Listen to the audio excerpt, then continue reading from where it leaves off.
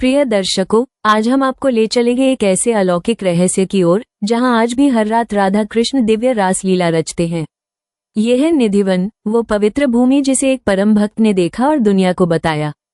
ये सिर्फ एक कहानी नहीं, ये राधा कृष्ण की एक जीवंत लीला है जो केवल सच्चे भक्तों को दर्शन देती है।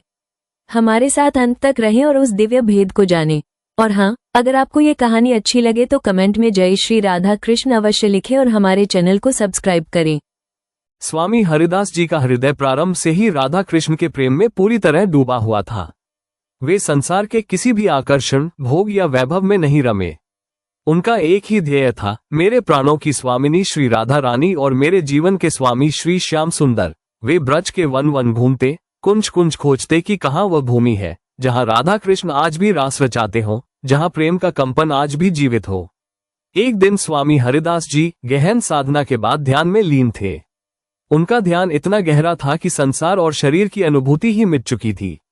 तभी ध्यान में उन्हें एक दिव्य स्वर सुनाई दिया, हरिदास, वृंदावन की उस भूमि पर चलो जहां रात्रि में हर वृक्ष नृत्य करता है, जहां राधा कृष्ण आज भी मेरे संग रास रचाते हैं। उस भूमि को पहचानोगे, वहां की माटी सुगंधित होगी, वृक्ष टेढ़े होंगे और एक विशेष कंपन तुम्हारे हृदय को भीतर से खींच लेगा। स्वामी जी की आंखें खुली। उन्होंने तय किया, अब उस भूमि को खोजना है।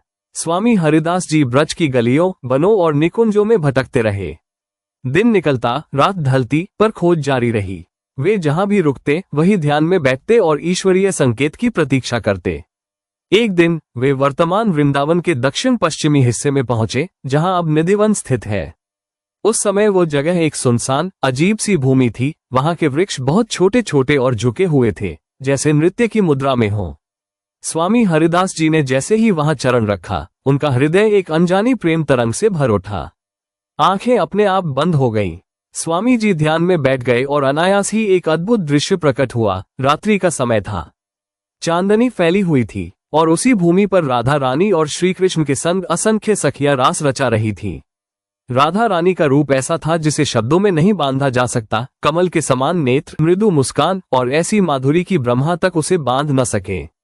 श्याम सुंदर मुरली बजा रहे थे और राधा रानी के चारों ओर रास मंडल में लीलाएं हो रही थीं। स्वामी जी का शरीर पुलकित हो उठा। ये केवल ध्यान नहीं था, ये साक्षात दर्शन था। स्वामी जी भाव विभोर होकर भूमि पर नतमस्तक हो गए और बोले, हे राधे, हे श्याम सुंदर, मुझे ये भूमि सौंप दो।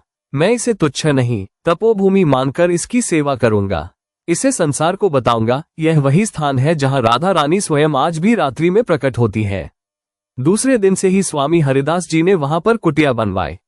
नित्य भजन, ध्यान और सेवा प्रारंभ कर दी। वृक्षों को नहीं काटा, न छेड़ा, क्योंकि वे जानते थे कि ये वृक्ष केवल वनस्पति नहीं, साक्षात सखियां हैं जो रात्रि में रास में भाग लेती है। उन्होंने इस स्थान को नाम दिया निधिवन, अर्थात वह वन जहां राधा कृष्ण की निधि छुपी है। धीरे धीरे ये स्थान भक्तों के लिए तीर्थ बन गया। स्वामी हरिदास जी ने निधिवन की स्थापना केवल एक धार्मिक स्थल के रूप में नहीं की, बल्कि इसे राधा कृष्ण प्रेम और साधना का जीवंत केंद्र बनाया। आज भी जब कोई श्रद्धापूर्वक निधिवन में प्रवेश करता है तो उसका हृदय एक अलौकिक कंपन से भर उठता है, मानो राधा रानी की उपस्थिति अब भी वहां है। अगर आपको यह ऐतिहासिक कथा पसंद आए हो तो कमेंट में राधे राधे जरूर लिखें और साथ ही हमारे चैनल को सब्सक्राइब करें।